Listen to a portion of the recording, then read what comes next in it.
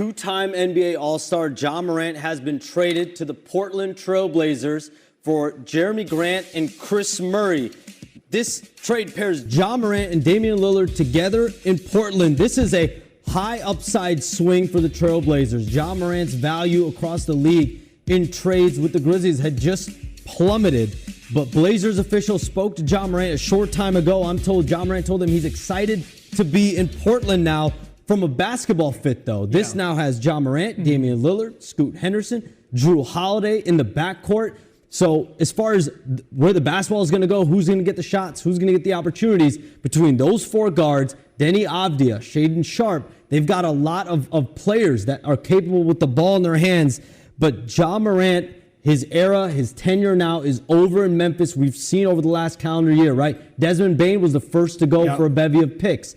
Jaren Jackson Jr. exited Memphis as well for a bevy of picks at the deadline. And now Ja Morant gets a package. Jeremy Grant is a versatile two-way forward. Chris Murray's a young player. But considering what they got for Desmond Bane, considering what they got for Jaren Jackson Jr., they tried to make the best out of the situation. Now Jeremy Grant will go there, see what he can do with that young Grizzlies team. They are turning the page fully with young players and assets. Ja Morant on his way to Portland.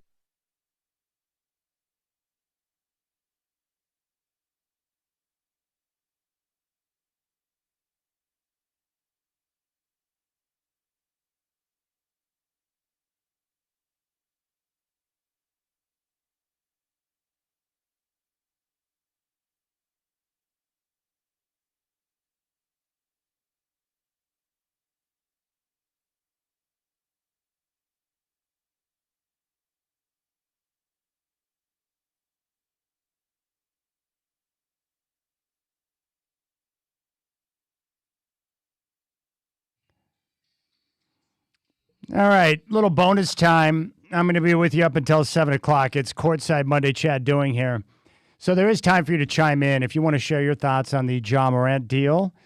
Telephone number is 503-248-0620. 503-248-0620.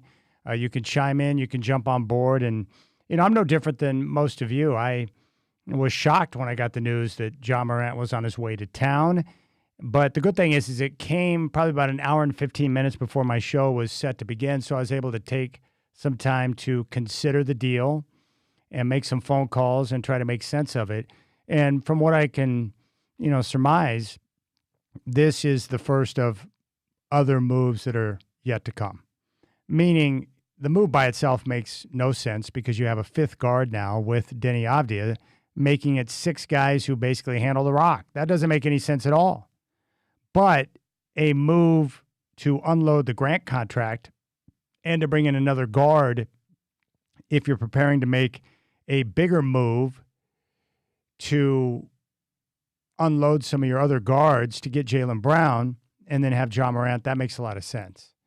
So that's what I'm thinking. And that's what the majority of people I've talked to are thinking as well, is that this is a precursor to another move. Now, keep in mind the free agency period will kick off tomorrow locally at 3 o'clock. So we're going to hear about more deals possibly tonight, definitely tomorrow. And the question is, who is it going to be? And when are we going to get news on the next move? Because I'm certain that something else is going to go down. And I think most of you believe that. Now, it could be Jaylen Brown.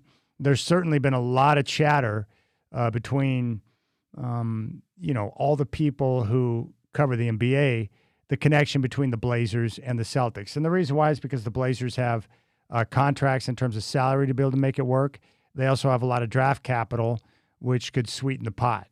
Now, the latest on Jaylen Brown, this is Sam Amick of The Athletic, who reported over the weekend that, the Blazers were the leader in the clubhouse, the odds-on favorite to land Brown. And here's what he had to say today. Yeah, and you mentioned Jaylen Brown. Obviously, he's offered for Giannis. He doesn't get moved, and now the trade rumors are just swirling. Like, what's next with Jaylen Brown? Like, is his time coming to an end in Boston? Because it certainly feels that way. It does feel that way. This one is, if I had to handicap it, it feels like, somebody has got to put enough on the table to get this thing done. But Boston is asking for the sun and the moon. I keep looking at Portland, and because people keep bringing Portland up when I talk to them, they wanted to go big on on Giannis, and that didn't work.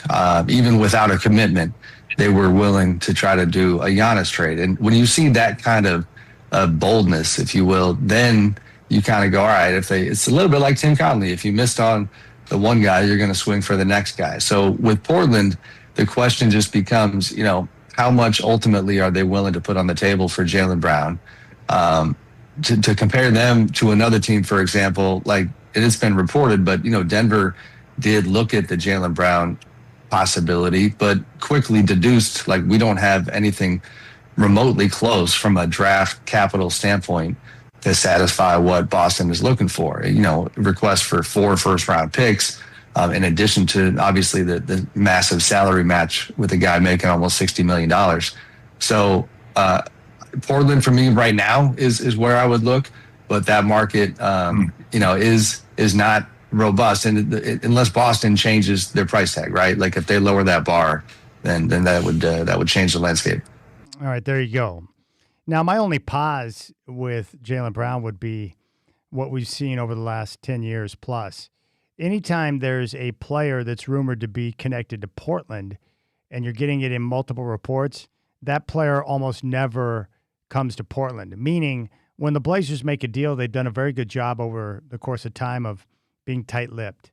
So we don't find out about the deal until after it goes down, and then we're usually caught off guard, like with Drew Holiday or the Deni Avdija deal or even the Dame trade. We knew Dame wanted out, but it wasn't what all the reports indicated, which was Miami. It ended up being Milwaukee, and that's a team that no one talked about. So it could be somebody else. Maybe it's Trey Murphy. Maybe it's Anthony Davis. Or it could be a player outside of Jaylen Brown. But I do believe that this move was just a precursor to another move. Now, the Trailblazers, I just received this, have put out a press release. And they said the Portland Trailblazers have acquired guard Ja Morant from the Memphis Grizzlies in exchange for forward Jeremy Grant and forward Chris Murray. It was announced today by General Manager Joe Cronin. Morant has appeared in 327 career games, 325 starts over 7 seasons in the NBA, with Memphis averaging 22 points, 7 assists, and 4 boards and a steal in 31.7 minutes per game. He has earned NBA All-Star honors twice in 22 and 23 and was named to the All-NBA second team in 22 and received the NBA Most Improved Player Award following the 21-22 season. Originally selected by Memphis with the second overall pick in the 2019 NBA draft. Out of Murray State, Morant was named the NBA Rookie of the Year in 2019-2020. He has helped lead the Memphis Grizzlies to 4 postseason appearances and has averaged 26 points, 8 assists, and 6 rebounds in 22 career playoff games. So that is the press release that came out from the Trailblazers, and there you have it. 503-248-0620 is your telephone number. And now we'll have to see how things, continue. Now, this just came in from one of my listeners, Mike, who is a good friend. He said, I just read Orem's article. Not bad company. I know he is right. How messed up can a person be? I think what we have to remember with Ja Morant is that he's got off-the-court issues, problems. And we're talking about many issues. Now, he is young at 26 years of age. He came into the league young. And like a lot of these NBA players came from, a difficult, background. And then all of a sudden you get millions of dollars poured into your lap. So it's going to have to be a situation where he's going to need to show maturity, that he can get on the right track and get his career back on track. What you hope is, if you're the Trailblazers, is that Ja Morant in Portland, that this will provide the fresh start that he desperately needs in his career. I think that's important. But also, in addition to that, that with the stronger personalities like Dame in the locker room, that it will free Morant up to focus on ball and being the best player he can, getting his body right and making sure he's ready to go. But more importantly, the leadership around him will help guide him. And we'll see if that works. If he's unable to get a handle on the personal side of things, then, like a lot of guys, he's going to wash out. But if he's able to turn that around, the guy's got phenomenal talent. He is a superstar athlete. He attacks the rim with fearlessness. He's a great athlete. He's a highlight reel waiting to happen. He's also a very good passer. And in terms of basketball, one thing you could be looking at is if you got him and Dame on the floor together, this could be a way to get Dame off the ball. Obviously Dame coming off the Achilles, being at this stage in his career, you may want to look at other ways to get him involved in the offense that doesn't involve him getting exhausted and fatigued with the basketball. So I think that's important to remember. So we'll see how it shakes out. Now, the Godfather Dwight James joined me earlier, and what I asked him was, you've been covering the league for a long time. What's your reaction to this move, and how do you process this? What are you looking at aside from the move itself? And this is what he had to say. Yeah, and you mentioned Jaylen Brown. Let's see here. Here we go. Well, it's a tough one to process, and I think a lot of people are having that same problem, Chad. You see that, and you think, well, my first thought was somebody hacked Shem's Twitter account, but that's not the case. Then my second thought was, is Portland going to move him to somebody else? And the fact is they're not, as far as I know. So what I do is I try to talk to people who've been in the high front offices of other teams and get their take on it. And the reason, Chad, is that they think 2 or 3 moves ahead like a good chess player. I'm not capable of that. I can't take it that quick, that far. But they told me some interesting things. And I think the consensus is this is all because of the next trade Portland wants to make. And first of all, they've made it a priority now for a while to get rid of Jeremy Grant's contract. It's just too high given what he gives them, particularly in conjunction with the second apron and all those restrictions. So they've done that. And I think part of the problem with the trade for Jaylen Brown was that Boston didn't want any part of taking the Grant contract. It's not only this upcoming season, but it's after that. There's a lot of money in really dead cap money that they didn't want to handle. So what you do is you find somebody else to take Jeremy Grant. And Memphis was sweating it because they thought they'd have to give up a first-round pick to get somebody to take Ja Morant. Well, Portland got rid of an onerous contract and took Ja Morant. Now, this allows Portland in a position to deal not only for Jaylen Brown, but for Anthony Davis if they so desire. And those are the 2 things that I keep hearing Portland is interested in for varying reasons, obviously. And I think it only makes sense. Portland has to clear up the backcourt, and we've known that really even before Ja Morant came. So I'm assuming they would try to give Drew Holiday back to the Celtics and also send them Scoot Henderson. So they've basically gotten rid of 2 of the point guards. And then, you're going to have to give up draft picks. And it's a real question with how many of those. You don't want to have to part with all of them, that's for sure. But then you could make the same kind of deal with Washington. And by doing that, you'd still retain Damian Lillard, Danny Avdija. You'd have 2 of your pillars. You'd also still have Donovan Clingan. I wouldn't like Anthony Davis for the simple reason he's hurt a lot. And at his age, Chad, he's not really going to play power forward anymore. And I always felt that's his best position, and that's what he's always wanted to play, power forward. He didn't want to have to deal with those big centers. But now at this point, I don't think he moves well enough to play power forward. So you're going to have to use him at center, and I think they would do that in a sense and use him off the bench late in games for defense and play him with Clingan once in a while. Boy, that would give them 2 great rim protectors if they played them at the same time, especially late in games. Or you could do all kinds of things with your bench, and you got Kamara there.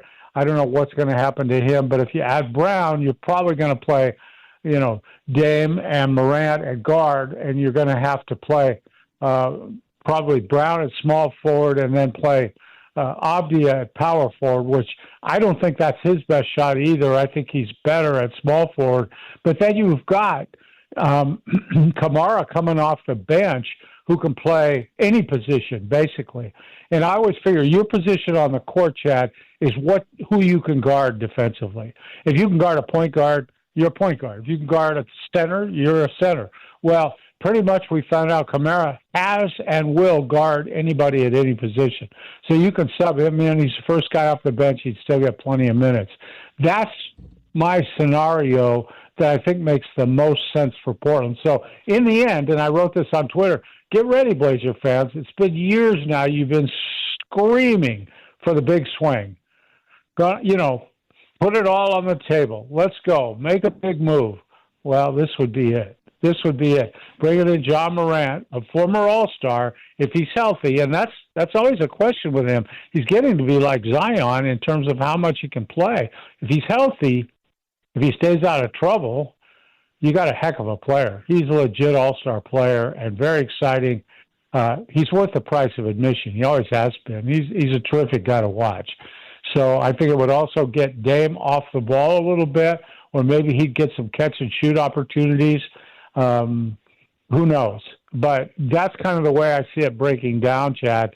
It's a little bit next level, but I think you have to think that way because these are complicated issues with the team. What's your take on a move for Jaylen Brown? Are you in favor of that move if you give up Scoot and Shaden and picks to get a player like Brown back?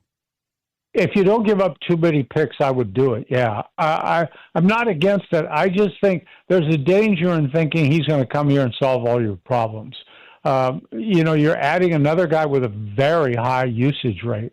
His usage rate last season with Boston was like 100th percentile. And then you've also got Denny and Dame, whose usage rates are in the mid 30%.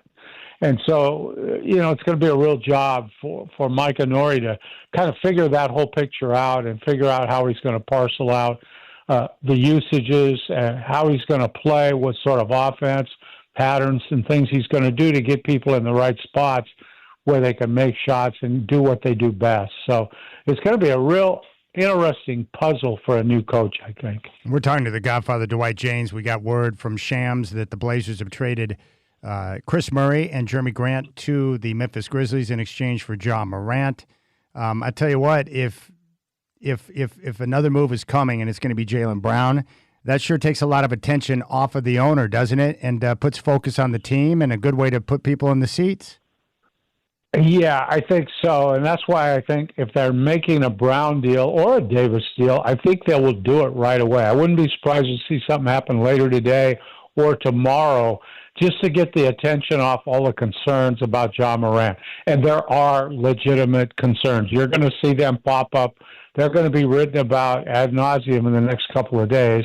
I think most people are aware of the gun charges and the things that have gone on with him. It is what it is, and I don't know if you can change a player. Mostly I've seen that you can't, but we'll see. It would be the second franchise for him. I'm not sure he'd love the nightlife here in Portland, but again, he's making a lot of money, and he should be playing with a pretty good team. Certainly a better team than what Memphis is going to be if he would have stayed there. So it's all going to make for a real interesting season. But you're right, Chad. Nobody would be talking about Tom Dundon other than saying, hey, maybe this guy is ready to do the big move. Maybe he's a gambler. Maybe he's ready. Maybe he's the guy to take us out of whatever it is these people are concerned about. So it is one of those boom or bust deals, I think. Your penthouse or the outhouse. If everything comes together, pretty darn good team. If it doesn't, if you're beset by injuries, you're right back where you were last year and maybe worse. Well, on the bright side, I read in the paper a couple of days ago that the Acropolis could be close to closing its doors forever. With Morant coming to town, that might be able to sustain business for an extended period of time.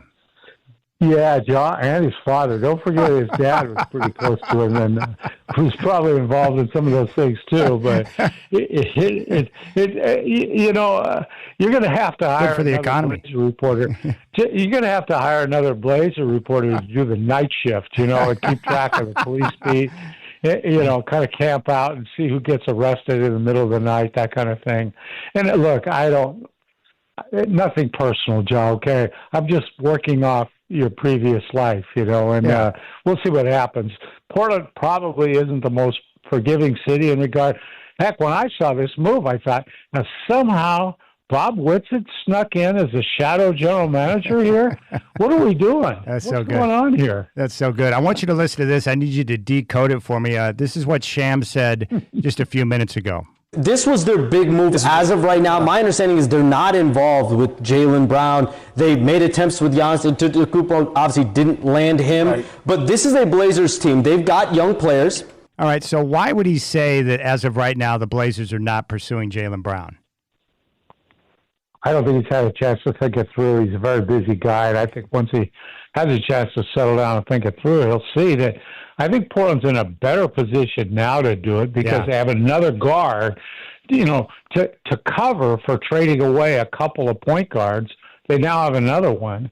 And I do think he and Dame could be compatible in the backcourt because I think they'd like to get Dame off the ball a little bit, save his legs, get him better shots maybe. We'll see. But you'd have 2 point guards, and they would be able to I think they'd be able to be real compatible.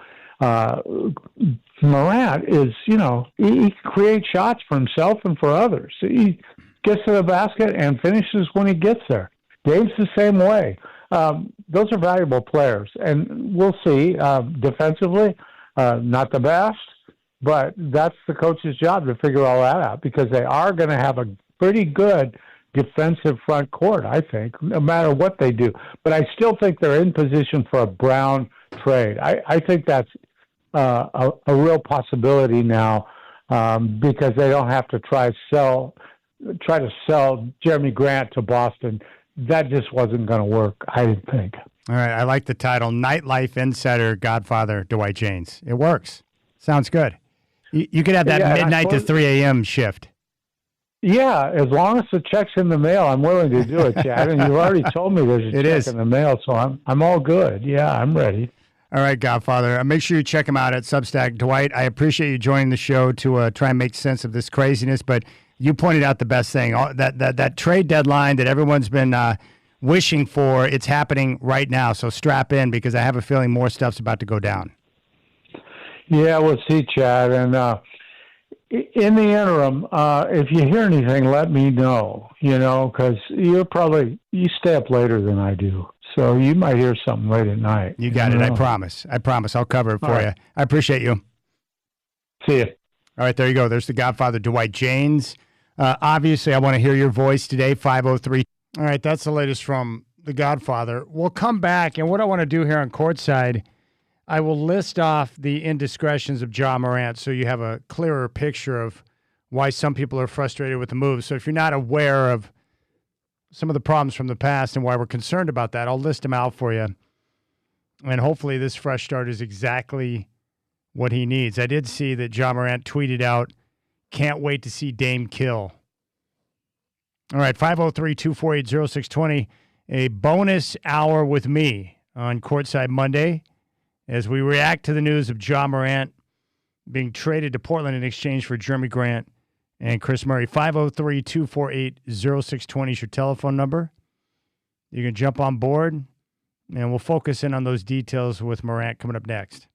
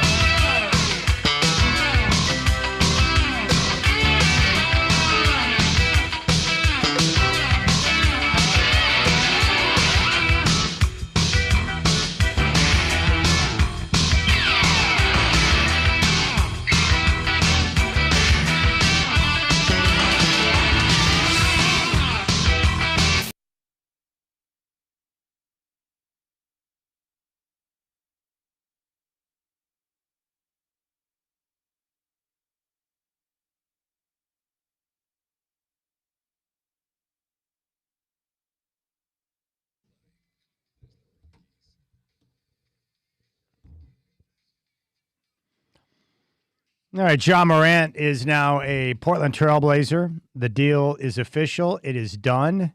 First reported by Shams earlier today, about an hour and 15 minutes before the Rip City Drive started. So, like everyone else, I was shocked. Didn't see this name coming, but that's pretty much par for the course here in Portland. A lot of the deals that go down, no one had any clue that it was about to go down. And the Blazers were able to unload a hefty contract in Jeremy Grant and a player in Chris Murray and get back all-star talent in Ja Morant. But the big question is, will he be able to get himself straightened up off the court? Now, if you haven't been following Ja Morant's career closely or some of the indiscretions, there is a reason why people are concerned and wondering whether or not he'll be able to right the ship. So I'll just give you a breakdown of some of the problems that Ja Morant has faced throughout the course of his career. He's had multiple off-the-court controversies, which have resulted in a couple of NBA suspensions, one for 8 games, one for 25 games, and that also ended up with a temporary loss of some major endorsement deals. In May of 2023 on Instagram Live, the NBA slapped Morant with a 25-game suspension after a video surfaced on social media showing him holding a handgun while sitting in a car. And then in March of 2023, at a Denver nightclub, he received an 8-game suspension from the league after broadcasting a video on Instagram Live of himself flashing a handgun in a Colorado strip club. In January of the same year, the Indiana Pacers bus, following a game, an altercation occurred between Morant's associates and the Indiana Pacers traveling party. Pacers personnel reported that a red laser believed to be attached to a gun was pointed at their team bus from an SUV that was carrying Morant. So January of 2023, March of 23, and May of 23, 3 separate gun incidents with Ja Morant. So in other words, 2023 was not a good year for Morant. And then he's had some other physical and legal altercations and allegations. In July of 2022, a mall security director in Memphis filed a police report alleging that Morant and his entourage threatened him after an argument in a parking lot. In July of 2022, Morant was accused of repeatedly punching a 17-year-old boy, Joshua Holloway, during a pickup basketball game at Morant's home. The teen alleged that the confrontation turned physical after a dispute over a thrown basketball. And in September of 22, a verbal dispute at a Houston high school volleyball game escalated, which resulted in police reports. So, as you can tell, he's got a lengthy history of some indiscretions. He is young. And, of course, maybe what he needs right now is a fresh start. A fresh start in a different town, Portland, with veteran leadership in the locker room like Damian Lillard. It could be exactly what he needs. And, of course, he's been a 2-time All-Star. He's got mad game. And if he can stay healthy and be available, then maybe this is exactly what he needs. But it comes with risk, with concern, for a player that's had multiple issues. But again, when you're young and you have millions of dollars dumped in your lap, I'm willing to give you a second chance. You get caught up in the wrong crowd, making poor decisions. Sometimes you need that wake-up call. And then you turn it around, you get a chance to do things the right way, which is quite possible for him. So we'll see how things shake out. But I'm hopeful for Ja Morant. Now, I had a chance to catch up with Dave Deckard of BlazersEdge.com and spoke with him, and he gives a less optimistic appraisal of the deal. And, like The Godfather, I asked Dave Deckard of BlazersEdge.com what his reaction was when he got the news that the deal had gone down. Well, I mean, like most people, I'm semi-stunned. I won't say that this has never been on my radar before, but I thought at this point they were going for a different class of player, more looking either to bolster the present or build for the future, not to go back 10 years in playing style and roster construction, which is kind of what they did. Now, the first time they did this with Damian Lillard and C.J. McCollum, it didn't really get them to the promised land. Maybe they're thinking Ja Morant is a superstar upgrade to that formula, and if Dame can recapture some of his old magic, maybe they're good to go. I have doubts whether it's actually going to work out that way. With that being said, then, do you look at this and think, okay, what's coming next? Like, the move in a vacuum doesn't make much sense to me, but if they're setting up for another deal that's coming later tonight or tomorrow, then it would make sense. So how does your mind work around that? Sure, or sometime during the off season. Yes. It's going to be awfully hard because, look, you already had questions. First, is Damian Lillard going to be back? And one of the things that may happen here, now Dame is making all kinds of noise about being back full strength and stuff, but we don't really know that, right? So if Damian Lillard is not back full bore, then maybe Ja Morant becomes a substitute of sorts. Not quite the one they probably need right now, but it still kind of works. But let's assume Dame is back. You have Damian Lillard, who's used to controlling the ball and is a supremely high scorer. You have Ja Morant, who is used to controlling the ball and is a supremely high scorer. You have Denny Avdia, who has just made his first All-Star team by becoming a high scorer and controlling the ball. Something's got to give there. The fact that only one of those three players plays defense and only one of those three players can shoot, and it's a different player than the guy who plays defense, makes you think that, wow, that triangle has a lot of proving to do before you figure that it's a good mix for Portland's success. We're talking to Dave Decker, BlazersEdge.com. With Jaylen Brown, do you like the idea of the Blazers being aggressive and bringing Jaylen Brown to town? Jaylen Brown? Yeah, I mean, if they could still go get him, but I don't know. That just adds to the problem at this point. You'd have to guess that somebody, I mean, look, we haven't even mentioned Drew Holiday. Maybe he's on his way out, although trading away Drew Holiday for Ja Morant is quite a culture shock, right? So that's a big shift right there. But maybe Drew Holiday's on his way out for someone, maybe Drew Holiday and someone else. But if you're bringing in Jaylen Brown, then where does he play? What does he do? Did you keep Dame and did you keep Ja? Because now you've got the same problem with even less height and even less defense. And who's going to come off the bench? And so I don't think that's, I mean, unless they can't move Ja if they aggregate contracts for a while now, unless Dame is on his way out somewhere. This doesn't make sense that Brown would be on his way in then. Well, I think the majority of discussion right now has Drew Holiday, Shaedon Sharpe, and Scoot Henderson exiting, and you would bring over Jaylen Brown. That's kind of the discussion right now. Would that make any sense? Oh, boy. I mean, again, where do you play? Well, first of all, we'll just skip over the fact that they are getting rid of all the assets that they both drafted and future drafts, right? So everything you did in the rebuild, you are moving out at this point. Okay, Donovan Clingan, you have left. That's about it. And I guess you got Toumani Camara in there. But, like, your whole 4 or 5 year plan just went out the window. Also, you can't reset in the future because if you're trading those three, you know you're trading a ton of draft picks with them because Boston is not going to trade Brown for that combination without future draft capital, which means now you've got three guards who all want the ball. Brown is a better defender than the other two, but he's not an all-world stopper, so you don't have a lot of defensive presence. You don't have a lot of three-point shooting outside of Damian Lillard, and again, they're all kind of mid-sized or smaller. It's just against everything that carries to win in the modern NBA. It's a head-scratcher even if that happens. Interesting. Dave Decker, BlazersEdge.com, with us here on the Rip City Drive. When you put it like that, it raises my anxiety level a little bit. So let's walk through this. I mean, you're a smart guy, Dave, and you've been seeing these kind of stories for years. So what does your mind tell you? Like, do you think this is just the move and they're done, or do you think something else is probably coming and they're setting up for another move? Well, the major media figures are saying right now that that's the move and they're done. I have a hard time seeing that. Maybe in the short term, maybe this off season, but this can't be the permanent plan, right?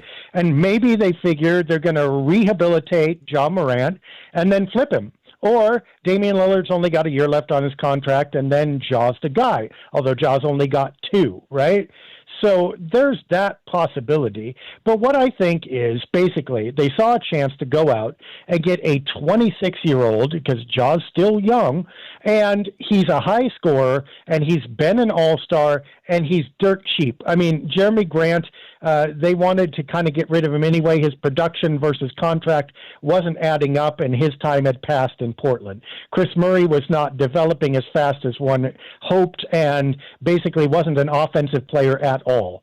So they got rid of two pieces that they weren't using at all for Ja Morant. This harkens back to Neil Olshey's moves, where you have to look at the cost and you have to look at the value, and you go, because of the low cost and because of the high potential value, it's worth the risk. But that doesn't mean, just because something's valuable doesn't mean, or has a good value ratio, I should say, doesn't mean it makes your team better. It's like going to a garage sale and buying an ottoman that's really good but clashes with all the rest of your decor. Well, you got a good price on it, and it is a good ottoman, but is it really going to enhance your living room? I'm not sure about that. We're talking to Dave Decker, BlazersEdge.com, here on the Rip City Drive.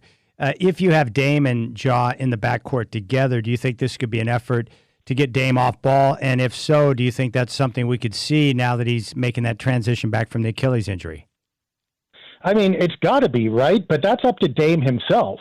And here's the real problem. And, you can shuffle back the coaching situation in this.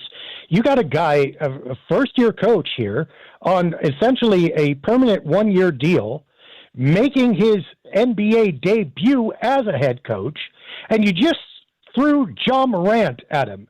I made this comparison elsewhere. It's like, okay, it's like knocking on Micah Nori's door, handing him a flaming bag of dog poo and saying, here you go, welcome to the neighborhood. By the way, the HOA is going to be around in a few minutes to see if you can keep this house clean.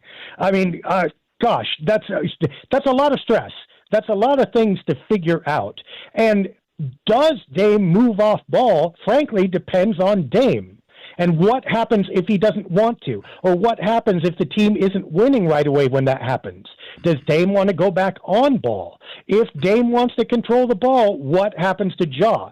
He was suspended the last time. People make notice of his firearms suspensions by the league. The last time he was suspended was from the Memphis Grizzlies themselves for conduct detrimental to the team, because he argued with his coaches and also didn't get along with other players. And he had an injury, but we don't know. It's kind of murky gray area whether he sat out the rest of the season because of that injury or because this just wasn't working there. This is the chaos that has the potential to erupt in that locker room. And it's not a very pleasant prospect. And what's got to happen really is the Blazers had better see some success pretty early in the season with this. Otherwise, everybody's going to be staring at each other. Everybody's going to be looking for someone to blame. And whoever ends up holding that blame is not going to find much mercy. And it's guaranteed also that someone in that locker room is going to be pretty upset. That's not a great way to start or progress through your year. All right, Dave, can you expand on one thought that you gave? I think it's important for people to understand this. You mentioned Ja Morant. He cannot be included in a deal with other or aggregated in the deal with multiple contracts. Can you explain that so people have a clear understanding of how that works? Something like that, and I need to work it through again. I need to look this up because I'm going off the top of my head, okay? But you can trade players, right? But once you trade for them, I believe, unless it's simultaneous, there's a waiting period. So it's not going to affect things permanently. It's a matter of months or whatever, and I'd have to look it up to speak intelligently, okay? But basically, if you move Ja again, you need to move him as a solo player. I don't believe that they can aggregate him for X number of months. Aggregating means throwing him in with other players, all right? So anyway, they're going to have to wait this out. They're not getting him probably just to flip him. That's the basic message, okay? If they want to flip him, they're going to have to either trade him solo or they're going to have to wait out stuff. And that's, that makes sense, though, because look at the value that they gave for him. They traded Jeremy Grant and Chris Murray. If there was a better deal out there, almost anything would have qualified as better, right? Which means the Blazers aren't going to turn around in the next month and flip him for an all-star. So it looks like Ja's here for at least a short term, and they're just going to have to deal with it. Wow. Dave Decker, BlazersEdge.com, is with us. So what are you going to be watching now? So we know that the free agency period kicks off tomorrow at 3 o'clock local time. So what are you going to be watching? What are you going to be paying attention to? First thing I'm going to be watching is what's Scoot Henderson's agent doing, because Scoot's up the creek here. I mean, he is the guy who was supposed to take this spot, and then they got Dame, which buried him down lower, and now they got Ja, which buries him down even lower. So if I'm Scoot Henderson's agent, I'm looking for, I'm calling up the Blazers saying, where are you trading my guy? Not if, but where, basically. So I'm looking for that move. I also don't think that Ja Morant and Shaedon Sharpe, as super hyper athletic as that backcourt would be, I'm not sure they're super compatible, because I think Ja probably would, A, needs the same space that Shaedon does, and B, is just going to mow over Shaedon. So I think it's very legitimate to say, okay, is Shaedon Sharpe getting traded now? Obviously, you mentioned Jrue Holiday. There's another person there. So I'm looking for that next deal with them. And I don't know that there's going to be a huge return for them. I don't think they can get Jaylen Brown, frankly. So that's the big item here. Are you coming back with 5 guards who all need the ball and want to play, in addition to Denny Avdia that you didn't even count in that group? If you do that, I don't know what this training camp looks like. It's going to be really dicey.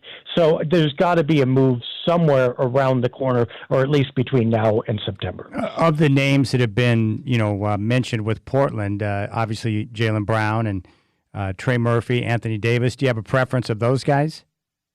Oh, I mean, Trey Murphy by far, because he can play more without the ball and he can shoot. But here's the thing, is that Trey Murphy's going to be expensive. I mean, we knew that. And I don't look. God bless Shaedon Sharpe and Scoot Henderson, but I don't think New Orleans is looking at them and going, "They're my answer," and I'm going to trade really what ends up being my most valuable trade chip right now for a combination of that and any number of draft picks. So I've got to believe that someone else around the league will make an offer for Trey Murphy that's better than that. So I'm guessing he's off the table. But if the Blazers pull that off, that's a coup. Anthony Davis, I think, would fit in a sense in that at least he can theoretically play defense when he's not injured. But the problem is he's always injured and he's very old. So, hey, he's not fitting timeline-wise, but he'd certainly make some sense. I think Jaylen Brown is just off the table at this point, I'm guessing, unless things go completely crazy. There you go. Dave Decker, BlazersEdge.com. Obviously concerned. I'll tell you one thing, the Blazers were able to unload essentially nothing, including a hefty contract in Jeremy Grant, and got back, potentially big-time talent, assuming that Ja Morant, and that's a big assumption, can get things straight off the court and then be healthy. And if so, he's an electric basketball player. But more importantly, the question we're all wondering is what's next? What's coming? Because they got something else cooking. This is not just a single move. They got something else coming down the pipe, and I can't wait to see what it is. You got Courtside Monday, Chad, doing with you. We'll keep things rolling. If you want to jump on board, 503-248-0620.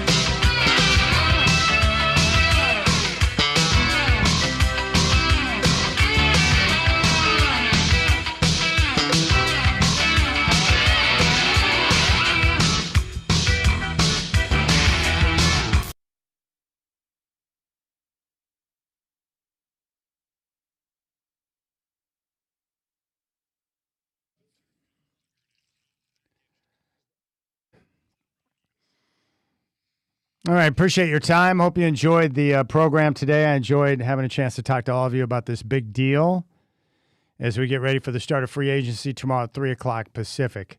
Big thanks to Brendan Slaughter for engineering the program. To all of you, enjoy your Monday evening, and we'll be back tomorrow with the Rip City Drive at 3 right here on your home of the Blazers, Rip City Radio 620.